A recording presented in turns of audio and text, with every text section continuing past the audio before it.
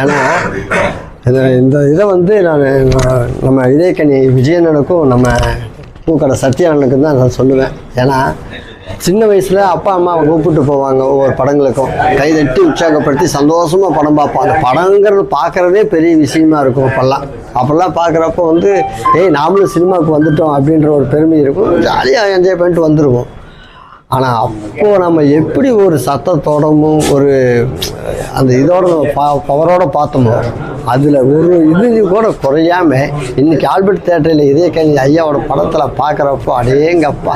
நான் என்ன நினச்சேன், இடையில கூட கேட்டேன், அண்ணே படம் வந்து ஏதாச்சும் இப்போ ஒர்க் பண்ணியிருக்காங்களா, படத்தை வந்து ஏதாச்சும் இப்போ ஒர்க் பண்ணியிருக்காங்களா, இல்லை ஏதாச்சும் கலரெல்லாம் பண்ணியிருக்காங்களான்னு. இது என்ன அப்படின்னா எதுவுமே பண்ணல, ஆனால் அப்படியே தான் ரிலீஸ் பண்ணியிருக்கிறோம் அப்படின்னு சொல்கிறப்போ ஏங்க இன்றைக்கி நம்ம பார்த்துட்டு இருக்கிற படங்கள் எல்லாத்துக்கும் தூக்கி சாப்பிட்ருக்குங்க. எவ்வளோ செலவு பண்ணி எவ்வளவோ பிரம்மாண்டமாக வந்து எடுக்கணும்னு சொல்லி படம்லாம் ஓடிட்டு இருக்கிற காலகட்டங்களில் சிம்பிளாக அழகாக எடுத்துருக்குறாங்க. படத்துக்குள்ளே அவ்வளவு கண்டென்ட், அவ்வளோ ட்விஸ்ட்டு மேலே ட்விஸ்ட்டு, ஒவ்வொரு இதுக்கும் ஆச்சரியப்படுற மாதிரியும் அது பயங்கரமான ஒர்க்காக இருக்குது இந்த படம். இந்த படம் மட்டும் இல்லை, அவரோட படங்கள் ஒவ்வொரு படமுமே வந்து மக்களுக்கு ஒவ்வொரு கருத்துக்களையும் என்ன இதில் சொல்கிறாரு, என்ன இதில் நம்ம தெரிஞ்சுக்கிட்டோம் அப்படின்ற மாதிரியும் இருக்கும்.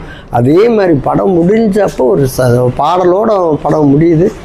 அடேங்கப்போ உடம்பே சிலுக்குது. கண்டிப்பாக வந்து இந்த படமெல்லாம் வந்து இன்றைக்கும் இந்த காலகட்டம் இல்லைங்க, எத்தனை ஆயிரம் காலகட்டம் வந்தாலும் அவரோட படங்கள் கூட்டம் நிரம்பி வழியும். அது யாராலையும் ஒன்றும் பண்ண முடியாது.